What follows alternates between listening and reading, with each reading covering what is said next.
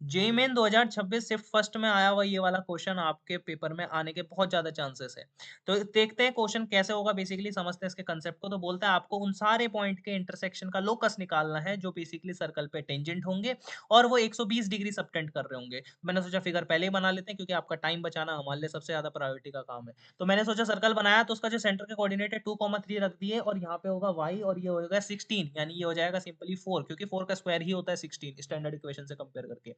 अब सोचो मेरे भाई क्या मैं बोल सकता हूँ, क्योंकि जो ये वाला ट्राइंगल है ऑब्वियसली उसके कॉन्ग्रुएंट होगा क्योंकि ये कॉमन हाइपोटेन्यूज हो गई। ठीक है, और क्या बोलते हैं उसके बाद ये लेंथ इस लेंथ के बराबर है रेडियस, और ये दोनों 90 डिग्री एंगल है। तो can I surely say that कि जो ये वाला ट्राइंगल होगा वो इसके कॉन्ग्रुएंट है, क्योंकि तो ये एंगल 60 ये एंगल 60, टोटल 120 डिग्री का एंगल था तो 60 60 हो जाएगा बेसिकली। ठीक है, अब मेरे को पता है कि यार 1060 की जो वैल्यू है इस पर्टिकुलर ट्राइंगल में वो क्या होगी आपकी परपेंडिकुलर अपॉन बेस। अब मेरे को बेस से याद आ रहा है ये nothing but it is a concept of length of tangent from the external point. तो मैं बोल सकता हूँ कि रूट एस वन ही फॉर्मुला होता था उसका लेंथ ऑफ टेंजेंट का, तो रूट एस वन से हम समझ सकते हैं इस चीज को।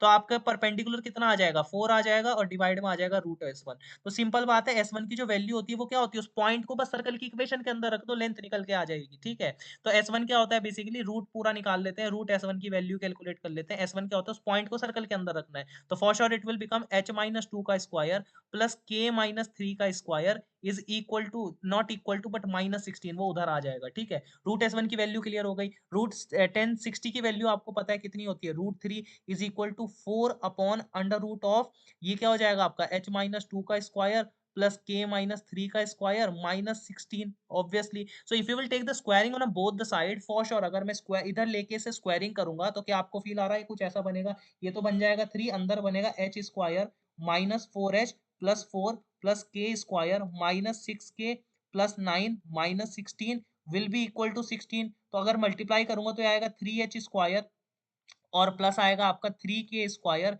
और फिर इसके साथ h का जो कोफिशिएंट है एक h यहाँ पे दिख रहा है तो -12h जैसा आना चाहिए। तो आपको देख के ही फील आ रही होगी धीरे धीरे ऑप्शन मैच हो रहे हैं, क्योंकि k के बाद क्या आएगा -18k। ठीक है, यहाँ तक कि दो ऑप्शन मैच हो गए।